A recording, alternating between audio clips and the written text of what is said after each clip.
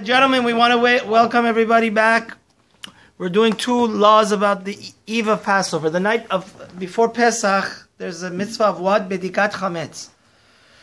We have to search for all the Hametz, which is the leavened, 5 different grains that we're not allowed to eat on Pesach, to get rid of it so we don't own it and don't come to eat it, God forbid, on Pesach. What's the bracha that we make before we start the Bedikat? Baruch atah Hashem Elokeinu melech haolam asher kiddushanu b'mitzvotav v'tzivanu al bi'ur chametz. Amen. Al bi'ur chametz. It's not bedikat chametz. This is a big mistake. I actually saw. I asked somebody, and they were like, they were reading. They say it wrong. The blessing that we make before we do the bedika with a flashlight or to go after search for the chametz is al bi'ur chametz. Because the mitzvah is. The whole reason why we're doing the Bedikat, to search for the Hametz the night before Pesach, is to get rid of it. You understand? So the Torah doesn't say necessarily you have to search for the Hametz. The Torah says get rid of the Hametz. You understand? So there's 2 ways of getting rid of it. Kabbalistically, we burn it, or you could throw it in the ocean or the river or what have you. But the blessing is not al Bedikat Hametz, but rather al Bi'ur Hametz. And it is forbidden. Oh, Rabbi, I have a question. Just one second. It's forbidden to talk in between when you do the bedikah and the searching. So therefore, nowadays, where people don't have any more attention span, it's a big problem. The first thing you have to do before you start the bedikah is like what you should be doing now: turning off your cell phone. Why? Because let's say you say the bracha, Asher kiddushanu b'mitzvotav v'tzivanu al bi'ur chametz. So you should immediately go start looking for the chametz. You get a call from Rosie or Mr. Smith, and you have to make the bracha again. You know that? If you talk in between, if it's always like this. As a general rule, whenever we do a mitzvah, and instead of engaging in the mitzvah right away, we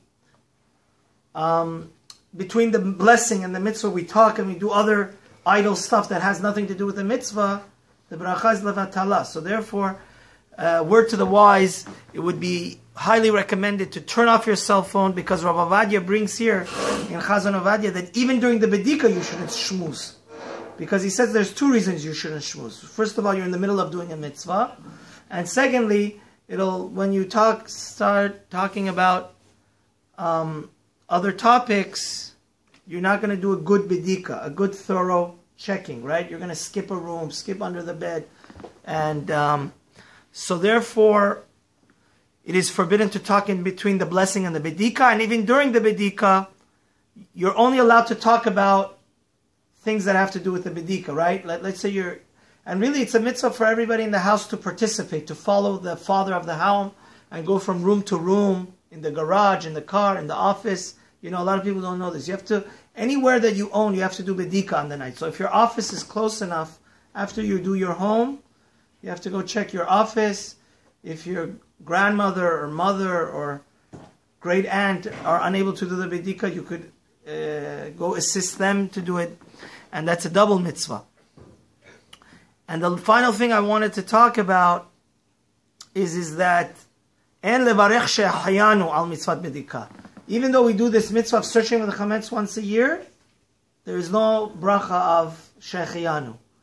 But since one of the great Sephardic poskim, the Pri Chadash, there are poskim that say you should say shechiyanu, so therefore it is highly recommended that you find a new fruit that you've never had within the last year, and when you say Asher kiddushanu mitzvotav v'tzivanu al bedikat chametz, you start searching chametz, then a few seconds later you say shechiyanu and go and have kavanah that while on the fruit you're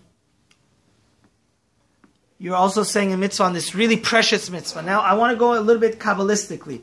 They say when we do bedikah, the Ben Ish Chai says we should also do an internal audit of our inside chametz. And you know what the worst thing that makes us not get close to God is? One of them is having an ego. And the second thing is laziness, coming to minyan at 12 or 11.